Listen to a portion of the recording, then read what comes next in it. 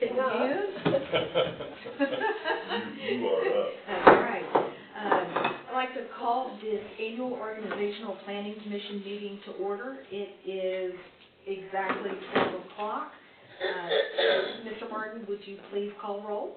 Ma'am. Raymond Albert. Present. Linda Hayes. Here. Debbie Brewer. Here. Barnes Pott. Here. Connie Reed. Here. Present. Great. We've got 3 agenda items for today. The first item is the election of a Planning Commission chair for 2024. I will open the floor for nominations for the position of chairman. I make a motion for Raymond Albert. We have a motion for Mr. Albert. Do we have a second? I make a second. Second. We have a proper motion and second. Is there any discussion? All those in favor, please signify by saying aye. Aye. Any opposed? Motion carries. Congratulations, Mr. Chair. All right. And then I guess you turned it over to me. I do. I relinquish my moment of glory. Okay. Okay. First thing we have to do is, everybody had time to review the minutes of the December 12th planning commission meeting? We have That's all that next. That's all that the vice chair and the secretary. Okay. Yeah. Sorry about that. Okay. Oh, you're good. Very good.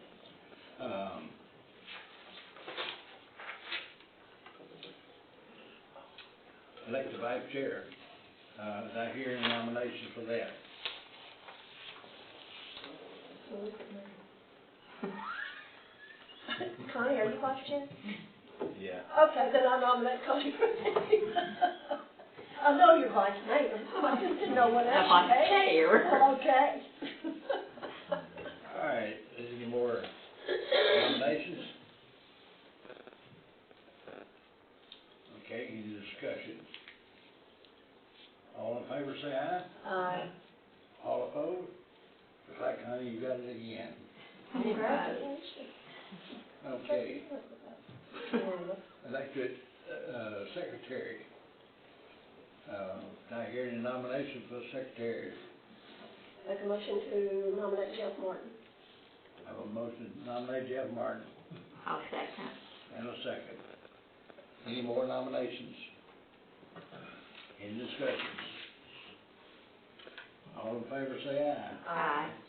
Okay, Mr. Jeff, I guess you got that again. Thank you. Now, Very, very. now we'll go on to the approving the minutes for December 12th.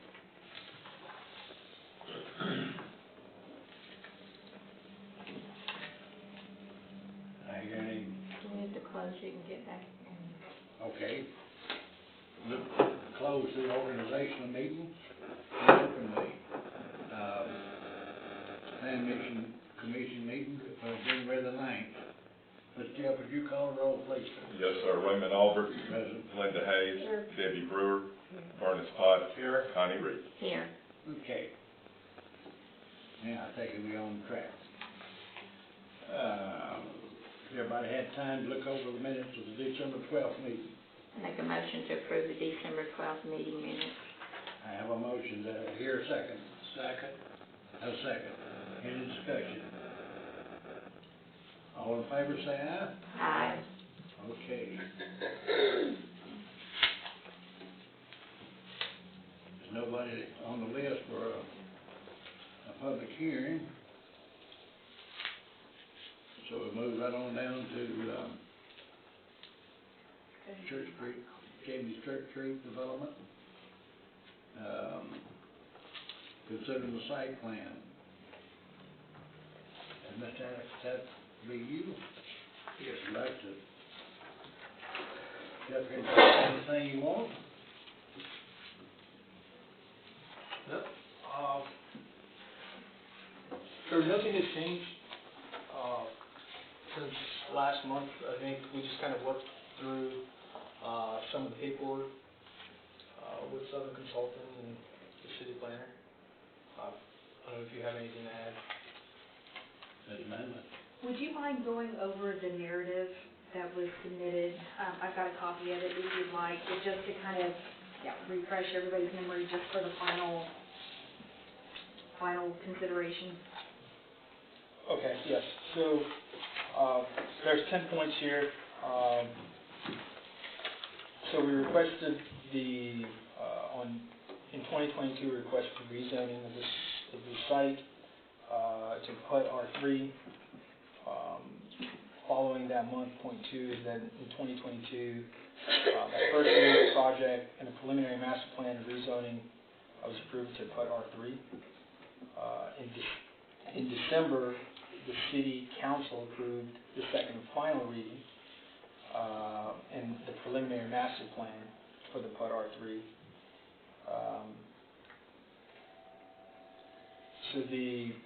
After that happened, we had in November 2023, we had a design review that was then approved. So there were some differences, and those differences that essentially that you saw, that's point 5, it's alluding to in the design review.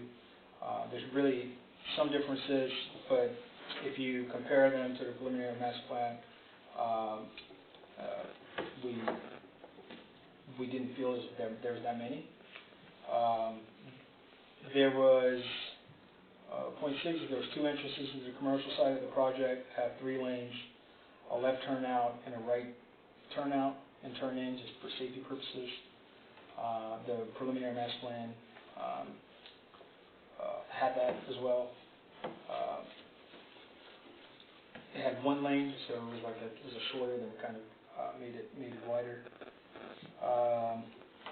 The master plan had 6 townhomes near the northeast area of the project.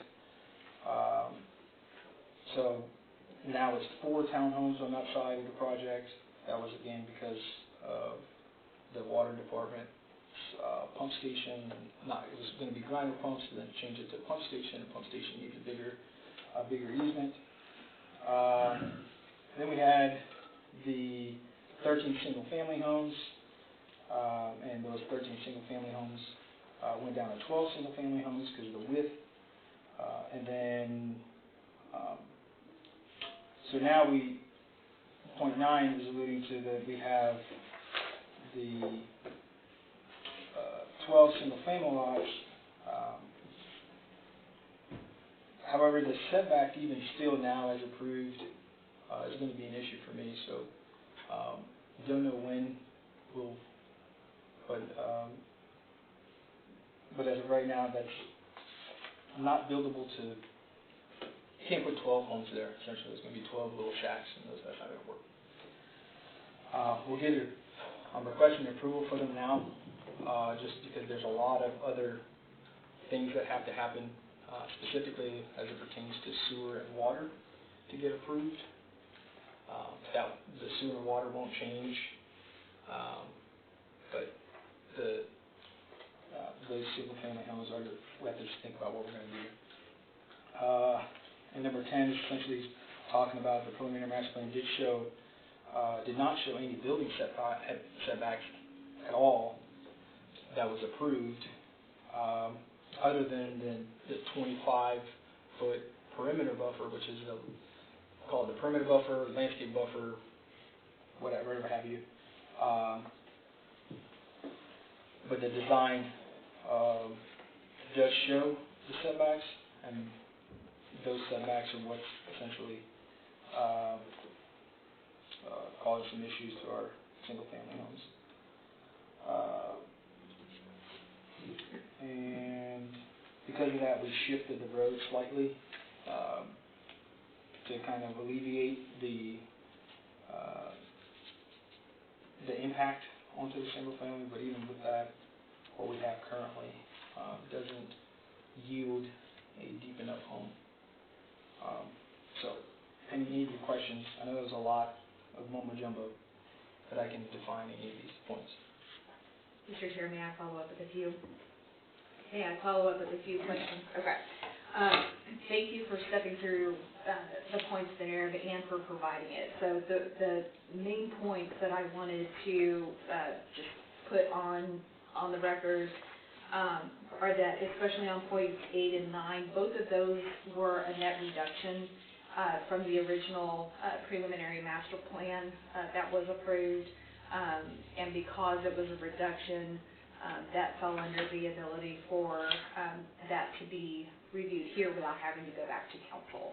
So I wanted to emphasize that the changes have been overall reductions. Right. And as I understand you saying, for your product, for the desired product, the current single-family home setbacks aren't going to work, but you're waiting until the utilities get settled to figure out if any adjustments need to be made. And at that point, and tell me if I'm saying anything incorrectly, but at that point, if you do need any additional relief, then you would come back and go through the appropriate process. That's exactly right. Thank you. With my review, and I think, again, I thank Alex for stepping through and Southern Consulting for their work in getting all the sheets together. All of my comments have been addressed for the site plan and preliminary plat. They're not seeing any corrective comments. Okay. Mr. Mills, do you have any comments on that? No, I think they've outlined it appropriately. If there is a request for a change to the building setbacks, they'll have to come back before this body, and we'll wait if and until that happens. Okay. Any more discussion? So if we approve this today, accept this and approve it, or I think it's already been reviewed by staff, what does that give the contractor the right to do? What can he start, what can he do? I'm going to defer to Andrew on that for. So the last part of this process, there are 3 documents. There's a site plan, and then there's a preliminary plat and a final plat. You have 2 of those 3 before you today. The site plan concerns what I'm going to call the heart of the project, the commercial and the parking lot. Correct me if I'm wrong on that understanding. And then the preliminary plat kind of addresses everything else because there's a desire by the owner to subdivide. It's not going to be one owner over all of it, which is how it has to start, but you are allowed to subdivide a PUD into certain sections, and I think obviously the single-family homes are going to be subdivided off, so you have 12 lots there of record. Each lot can be sold at that point once you have a final plat. Same thing's true with townhomes, whether they're doing it all as one lot or one lot on one side and one lot on the other. And I know we talked on Thursday with Trent a little bit about the HOA situation. We'll need to know what that is. But you're only looking at the site plan, so the heart of the project, and then the preliminary plat, how they're anticipating subdividing the whole project. Keep in mind the site plan, that the commercial and parking is going to be its own lot of record as well. So the preliminary plat is encompassing that. So you will see a final plat at some point. When the final plat comes to you, it will have to come with bonds. And I think that's part of what the applicant and the town will be looking at down the road, but they cannot sell any lot in here until the final plat comes in and it's appropriately bonded. So really, to answer your question as succinctly as I can, it is the next step towards getting towards that. He can start clearing off land, he can start with the water and sewer, he can start all that. And then the final plat, the last, before he starts building, excuse me, or selling off, that's when you have to come back with the final plan and with the bonds. I just want to make sure I understand. That is correct. Right, plat. Yes, ma'am. Okay. Just so everyone, that's very rude. I thought I had one side. I apologize. That's the timer. That's why I didn't. My apologies there. So just to be pretty clear, right now what we're doing is we're just looking at the feasibility of the project, the setback requirements on the single-family home, the pump station impact on the project, and exactly what we're going to. So have not finalized all those numbers as of yet. We're still working on it. What we're trying to do is we're trying to work with Michael Rogers at WADC to figure out if because our capacity essentially we have removed the houses that we currently had on there, or went down, I think in total, from 75 that was approved to 72, or 74 to 72, something therein. And with the pump station going in, so now what I want to do is I want to have him look at our sewer and water plan as is right now, and make sure that he's okay with it, and then he sends it up to TDEC, make sure TDEC is okay with it. Once we have that, and we have the sizing of the actual final sizing of the pump station, we'll figure out what that is. Is that going to be $280,000? Is that going to be, can we shrink that down to $200K, because I can not put it that deep into the ground. So there's some feasibility things that are going on with the project currently. That pump station is essentially going to be in the corner of the site, and I got lucky that it's all in complete rock. So it's a big block of rock. So on top of the cost of that, so there's some feasibility things that are happening right now. Again, we didn't anticipate a pump station, one, of this size, and two, in this amazing location. It's not really up to us to where he wants it and how he wants it in size. It's kind of out of our scope. And so I'll have to come back and tell you what it is that we're going to be needing. But yeah, before we even start all that construction, we'll submit our engineering plans. Those will be reviewed, and then get all of our approvals, etc. And then we fully intend to do construction, and then, kind of like, Eagle's Nest, etc. We'll just most likely just pull the bond probably on the binder or the road or whatever. So we will be putting all the infrastructure. That's what the intentions are right now. And if I could put it a different way, Mayor and Mr. Chairman, we are now in the more normal process that we see. You're seeing a preliminary plat site plan kind of come in, all the construction plans get reviewed by staff, and they don't come back to you for the final plat. Right. So, the PUD is getting through all the zoning and all those extra steps, kind of zoning on steroids, and you're now at the point of seeing your typical preliminary plat moving towards a final plat, and he obviously has construction plans to get through, utilities, all of that, and so that's where we are. Any other questions? That's all I have. Mr. Chairman, if I may amend, are there any outstanding comments on the site plan? There are not. Are there any outstanding comments on the preliminary plat? There are not. I have none, Mr. Chairman, so we need a vote on up or down on both. Can you include them? I mean, you want them separately, Yes, but please. okay. I want to make a motion to accept the site plan that we have in front of us. Have a motion to accept the site plan. Do I hear a second? Second. Debbie. And a second. Any discussion on that? All in favor say aye. Aye. All opposed? Okay. We accepted the site plan. I make a motion to accept the preliminary plan. All right, I have a motion to accept the preliminary plat. Did I hear a second? Second. Have a second. Any discussion? All in favor say aye. Aye. Okay, that we consider accept the preliminary plat. All right, now then, we consider the planning unit development. Ms. Amanda, that'd be you. That would be me.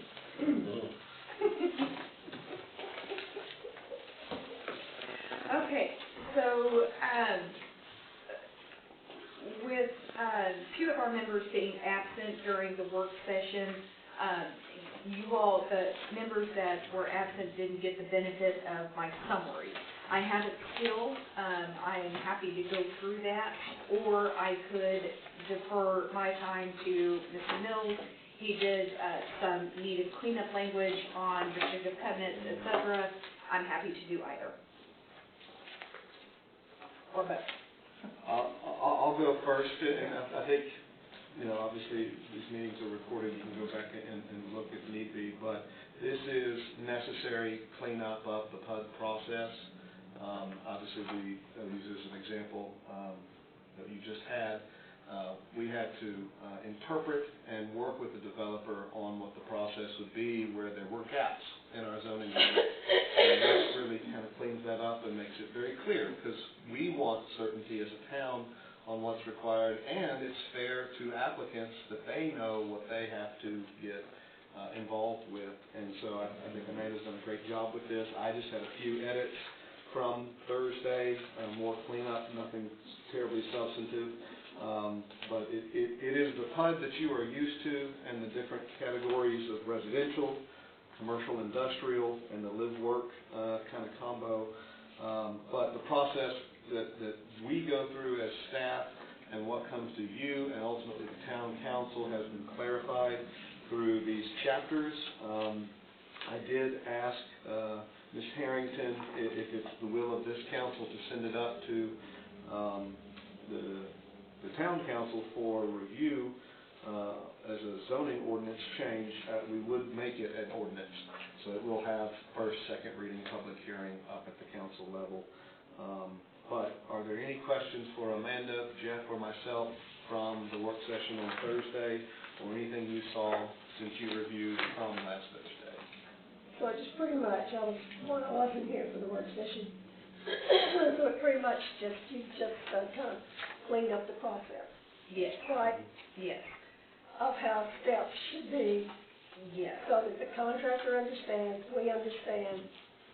It's just a process. Yes, Right. the two, you're exactly right. The two, I would say most important changes are the addition of a required neighborhood meeting for the planned unit development project process, as well as the formulation of what's called a regulating pattern book, which serves as essentially its own mini zoning ordinance that is specific to that particular project.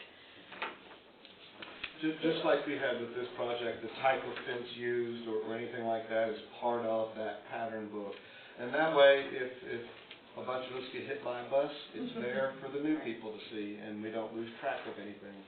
I'll also add that the work that Amanda did on the landscaping ordinance has been folded into this, so that all those landscaping requirements that y'all sent up to the council last year and the council adopted, as part of the zoning ordinance, are folded in as well. Again, the PUD process was kind of strewn throughout the zoning ordinance.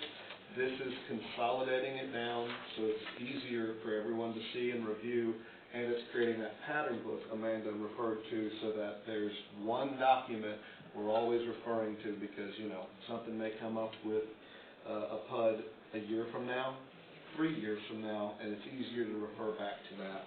And again, just manages expectations for everybody, what's required, what we're reviewing, and we're never going to address everything, but this really puts us in a step in the right direction. And obviously, a year or two from now, if there are things y'all don't like or things you want to see on top of this, that can be addressed. Can we talk about the neighborhood meetings? Is that similar to what we call public hearing meeting? Because that's the first I've seen of this, and it's good, I like it, but can you explain that? Sure. It is different than a public hearing, because the public hearing portion would occur in this building. The neighborhood meeting is really intended to be hosted by the developer owner.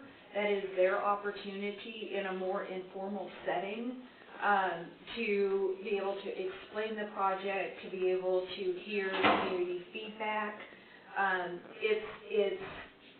It's intended to be hosted at the BID Community Center, so that it is sort of a central place that people are familiar with. It's equipped with AV equipment,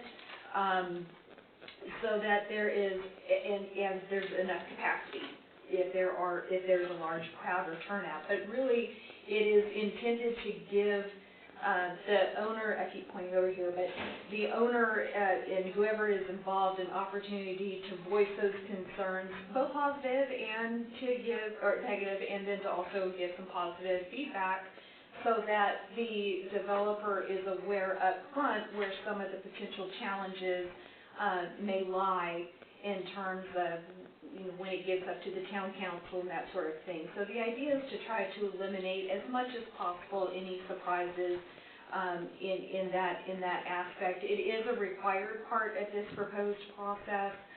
So not only would there be the developer-hosted community meeting, there's also going to be the formal public hearing at the legislative body as well. So it's just an extra layer of outreach. And if I may add, Mr. Chairman and Madam Mayor, we've had this discussion many times. Taking public concern into account on something like this alone is typically not a sufficient basis. If it's based in fact, you can use that. So I'm hopeful that these early meetings can generate some facts that, remember, the council gets to apply reasonable conditions to a PUD. So if there's a concern about sightlines or something, it can be addressed, and maybe it wasn't thought of, but because of this meeting, ideas are generated. I don't think it's designed to be a bash session. It shouldn't be. It's designed to be an idea session where people can espouse concerns, but also positives and things they would want to see with something like this. And again, hopefully it gets the developer thinking about what they may need to present to the Planning Commission and to the council. It's nothing in it's going to be definitive. It's just a beginning step on public outreach, and is not uncommon for the PUD process in communities in Tennessee. Well, I'm looking, what was kind of interesting to me, at a minimum, property owners within a 500-foot radius of the proposed PUD must receive informational letters. So I think that's a good thing, because that way we've got this discussion going on now that people don't know because of the signs and all that. Yes, the people that should know will be getting a letter. There's not anyone that will not know. So that kind of helps with that.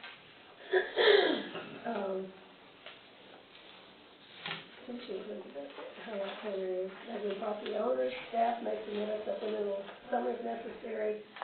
Planning director may waive the neighborhood meeting requirement for modifications or reapplications under certain executive procedure. But I think what you said is the first thing that hit me here. I don't know if the council will, I don't know.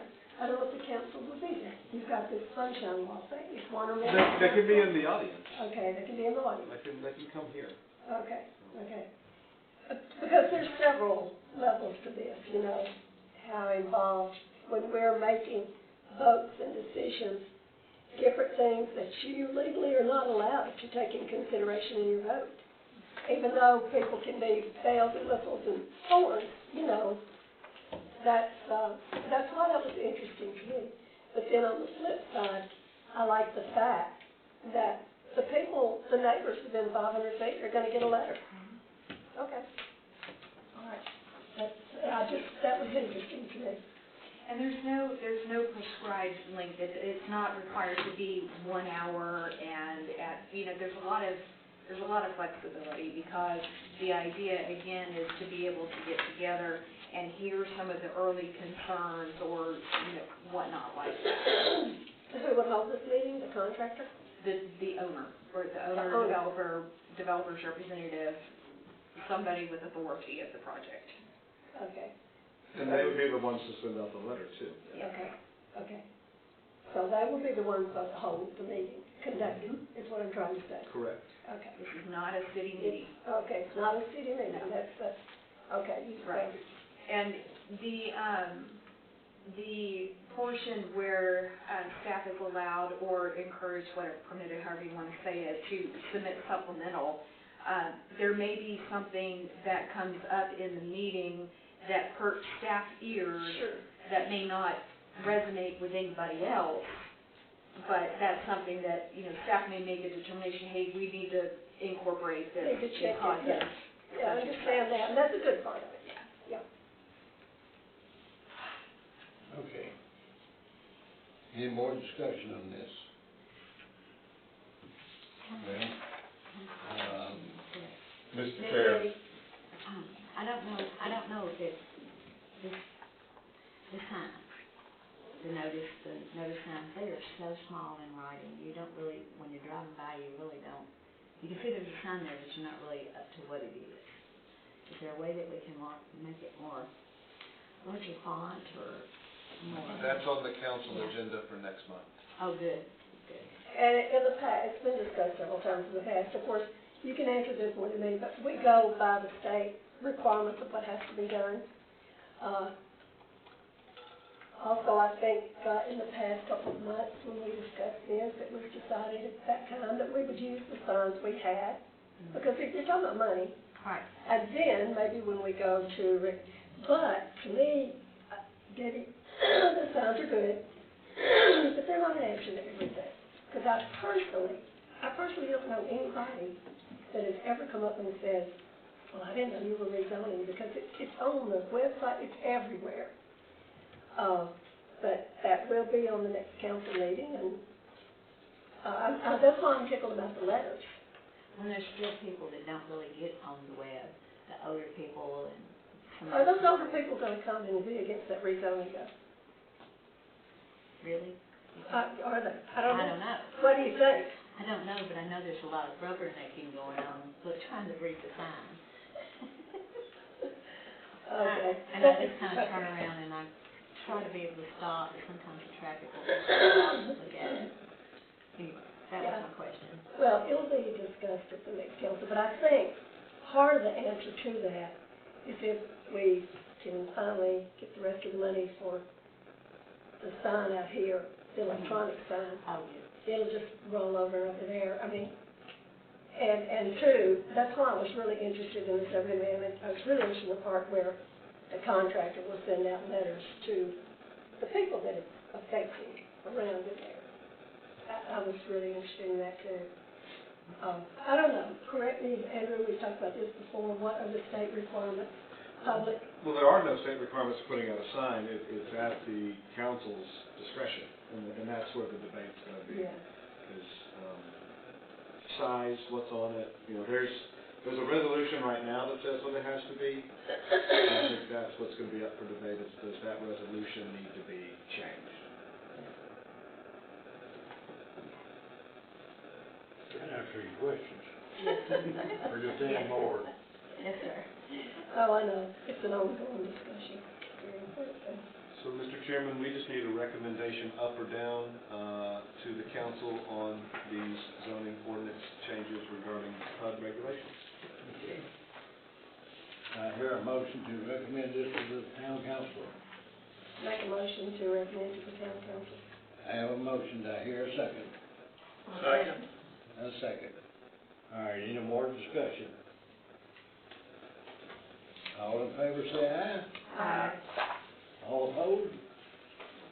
Like we recommended to the town council. Now, Mr. Jeff, we got anything else? Yes, sir, and I want Andrew's input on this. Since Alex is here, he may be able to answer any questions you all may have. I talked to Alex this morning, and he has, there's a section in the Dillard Hills development, Cherokee Road. It's a new section of Cherokee Road. Alex has, and Roy, you chime in too. Alex has met his requirements in terms of getting the road paved, brought up to city standards and that kind of thing. And he and I spoke this morning, and he's actually ready to ask the town to accept that section of Cherokee. It's not on the agenda. We just talked about it this morning. I think the process starts here and then goes to the council. And if it would be the will of the board, I would ask you to consider to suspend the rules and add that discussion / recommendation up to the council if you wanted to do that. Okay. Mr. Chairman, we would need a motion to add it to the agenda, and then I have a few questions if it's the will of this commission to add it to the agenda. add it to the agenda for today's meeting? Yes. Okay. I make a motion to add it to the agenda All right, discussion. now your second, I'll second it. and a second. Any discussion on it? All in favor, say aye. Aye. All opposed? Okay. Thank you. Just for clarity for everybody and for me, I'm gonna act like the novice on this one. So what section of road is it there? It's section G. Okay. In that subdivision? Okay. And it's fully top coated? It's completed and it's, fully top coated. And that's been, I assume, inspected by the town? I've inspected it, our street department hasn't, but I have. Okay. I would like to add that, really, if you look at this street in particular, to a lot of streets in town, it is bigger, wider. It's actually like a thoroughfare. I mean, it's really nice, so. Will it be possible for the street department to look at it before the council meeting? Yes. Okay. So obviously, it's up to the council to accept dedication of public infrastructure, but it has to start with this body on a recommendation. So that's what's before you. If you have any further questions, I just wanted to make sure I was clear that, the work is done, staff believes the work is done, and as long as we have it inspected by our street department and they can get a report to Jeff of some form to get to the council, I will be satisfied. There's no bond on this right now, Jeff? There is a bond that we would then probably reduce to a maintenance bond if they accept it. So if it's the will of this body to send it up to the council, add in there, if it's accepted by the council, to reduce the bond to a maintenance bond. Okay. 1 year. Yes, almost 1 year. Anybody have anything else?